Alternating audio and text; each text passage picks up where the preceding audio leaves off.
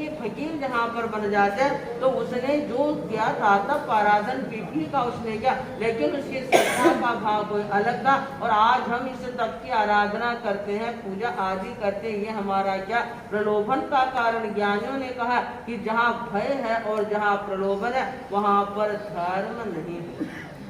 उस धर्म की आराधना के लिए हमें क्या है, भय प्रलोभन से परे हटने की बात होगी। आज हम जो भी दान दे, तब करें, जब करें, सब में करें, उसके साथ में यदि हमें प्रलोभन का भाव जुड़ा हुआ है वो प्रलोभन का कभी नहीं होगा। कभी आपको पता होगा कि रबिया नाम की क्या थी, मुस्लिम धर्म के एक साथी जिसका नाम क्या था, रबिया। वो रबिया जंगल में रहती है। मुस्लिम कौम में जन्म लेने के बाद भी उसने आत्म धर्म को समझ रखा था। प्राणी मात्र के प्रति क्या था, करुणा का भाव था। ऐसा करुणा में उसका हृदय था। जंगल में रहकर वह जब क्या करते, अपनी ध्यान साधना करते और जंगल में रहने वाले क्या है, जो जीव होते हैं, चाहे वो मृग हो, चाहे खरगोश हो, चाहे जंगली पक्षी आदि हो, वे सारे कहाँ पर आ जाते हैं, उस रबिया के पास में जहाँ पर आ जाते। कोई कंधे के ऊपर बैठा है, कोई सिर पर बैठा है, कोई उसकी गोद में बैठा, उसके आसपास क्या कर रहे हैं, वे सारे आनंद के साथ में क्रीड़ा जहाँ पर करते, वह रबिया देख के बड़ी प्रसन्न होते। वह विचार करेंगे ऐसा क्यों। हर प्राणी, चाहे तिरे जगत का प्राणी, वो भी अपने शत्रु और मित्र को समझता है। आज हमारे घर में आप देखेंगे, यदि कुत्ता होता और कुत्ता यदि उसका मालिक आ जाता तो कुत्ता क्या करता है, उसके पैरों में लौटता, उसके ऊपर क्या है, वह दुम हिलाता है, उसको क्या देता, पंजा देता, उसके ऊपर चढ़ जाता, क्योंकि वो समझता है कि मेरा मालिक। लेकिन अजनबी व्यक्ति आ गया, उसके सामने कोई लकड़ी लेकर आ गया तो क्या होगा, उसके ऊपर उसको किसने समझाया। ये हमारी हर आत्मा में शत्रु और मित्र को पहचानने की ताकत जहाँ पर होती है, तो जिसके अंतःकरण में किसी के प्रति क्या द्वेष भाव नहीं होता है, दुश्मनी नहीं होती, बल्कि मित्रता होती है, तो मित्रता के कारण से वे भी अपनी शत्रुता को भूल जाते हैं। तो उस रबिया के सामने सारे वहाँ पशु पक्षी जहाँ पर बैठे क्रीड़ा कर रहे। योग की बात थी कि उस समय में एक हसन नाम का जो मुस्लिम व्यक्ति था वो वहाँ पर जाता। ये हमारे विचारों का किस प्रकार से प्रभाव पड़ता, और जो हसन उस परिसर में आने लगता और सारे पशु पक्षी थे वे सारे क्या हो गए, भग गए। हसन ने देखा कितना मनमोहक दृश्य सामने है। अरे रबिया, तेने क्या कर दिया, मैं आया और तेने इन सबको भगा दिया।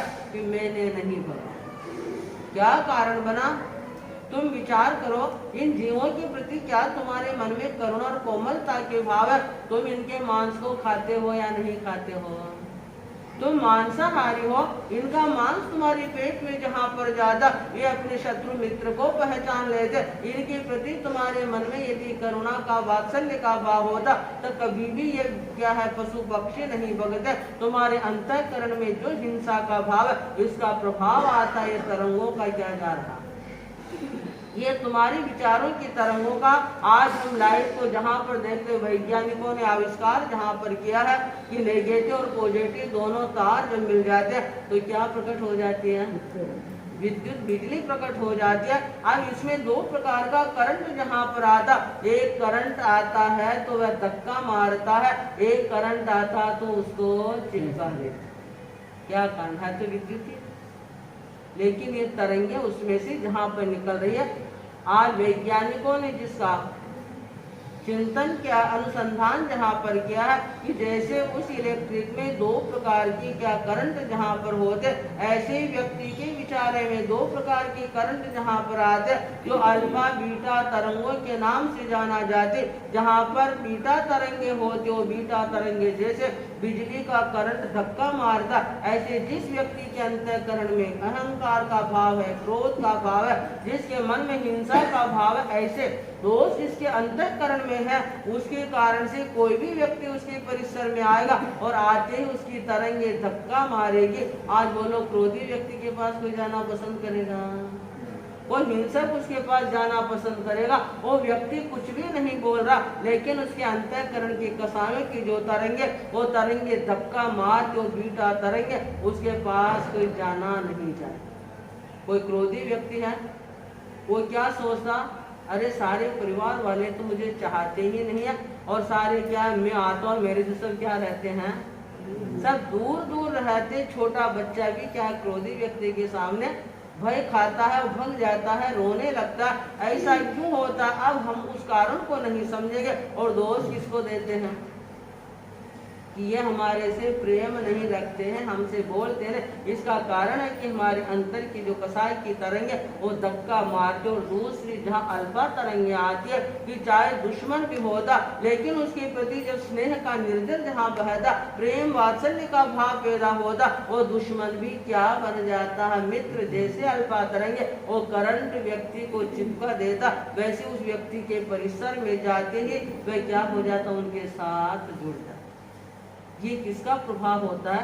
ये हमारी भावना का प्रभाव जहाँ पर होता। ज्ञानी कहते हैं कि यदि तुम कुछ धर्म की आराधना करते हो तो धर्म की आराधना किसी प्रदर्शन के लिए नहीं है, वह धर्म की आराधना किसके लिए? सिद्धि के लिए है, न कि प्रसिद्धि के लिए। वह धर्म आराधना दर्शन के लिए है, न कि प्रदर्शन के लिए। हम जो भी धर्म आराधना करते उस धर्म आराधना में कोई दिखावा नहीं हो, कोई प्रदर्शन नहीं हो। तो हसन ने जब ये बात कही थी कि रबिया ये क्या हो गया, कि इसका कारण तुम ही हो, तुम क्या चाहते हो? अरे मैं तो उन पशु पक्षियों को उनके बीच में अपने आप को चाहता। उन्होंने कहा तुम यहीं पर खड़े होकर संकल्प करो कि आज के बाद मैं किसी जीव को नहीं मारूंगा, मैं किसी के मांस को नहीं खाऊंगा, मैं किसी को कष्ट नहीं दूंगा। ऐसा आप संकल्प करके खड़े हो जा, फिर देखना है पशु पक्षी आपके पास आते या नहीं। बात उनके दिल दिमाग में बैठ गई। वह एकदम एकाग्र होकर के मन में संकल्प करता, और ये दृढ़ संकल्प जिसके मन में आता कि आज के बाद मैं किसी जीव को दुखी नहीं बनाऊंगा, मैं किसी जीव को नहीं मारूंगा, मैं मांस खाने का त्याग करता। बस ऐसा होते ही वे सारे भगे हुए पशु और पक्षी कहाँ आ जाते, नजदीक आ जाते। अब ये किसका प्रभाव बोलो? किसी के बुलाने से कोई आता? ये हमारी विचारों की इतनी बड़ी ताकत जहाँ पर होती है।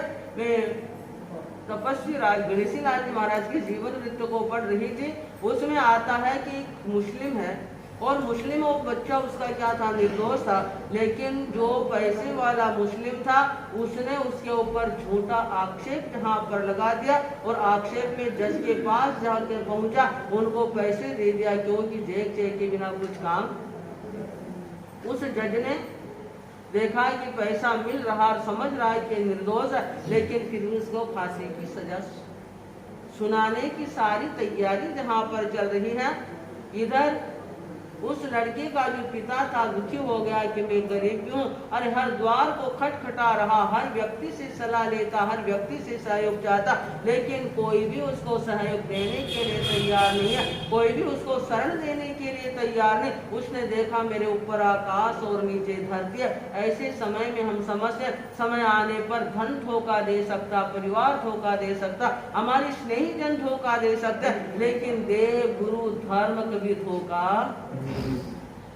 उस समय में एक जैन परिवार का व्यक्ति था, उसने सुना, उसके मन में बड़ा करुणा का भाव पैदा होता, क्योंकि जो व्यक्ति ऐसे धार्मिक वातावरण में रहते और दूसरों के दुख को सहन नहीं कर सकते, उस व्यक्ति ने कहा भैया तुम्हारे सामने बड़ी मुसीबत जहाँ पर आ रही है, लेकिन इसका और कहीं उपाय नहीं, तुम्हें यदि विश्वास हो तो हमारे गुरु महाराज है उनके पास तुम चलो, उनका तुम मंगल पाठ सुन लेना, जो वो कुछ फरमावे उस बात को आप स्वीकार कर लेना, तो मुझे विश्वास है कि तुम्हारी क्या हो जाएगी रक्षा।